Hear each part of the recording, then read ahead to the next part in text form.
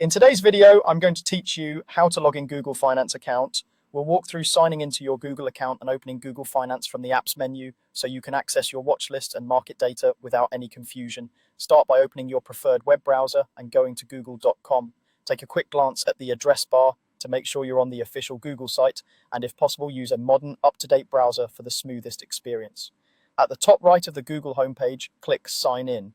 If you already see your profile photo or initial instead of the sign in button, that means you're already signed in and can proceed to the apps menu in just a moment. On the sign in page, enter the email address associated with your Google account. Type carefully to avoid typos, then confirm the entry looks correct. Click Next to continue.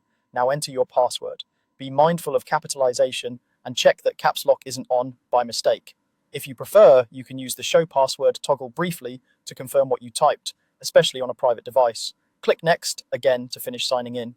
Depending on your account's security settings, you might see an additional verification prompt. If so, simply follow the on-screen instructions to confirm it's you, and you'll be taken back to Google. Once you're signed in, look to the top right of the page and click the Google Apps icon, the small grid of 9 dots.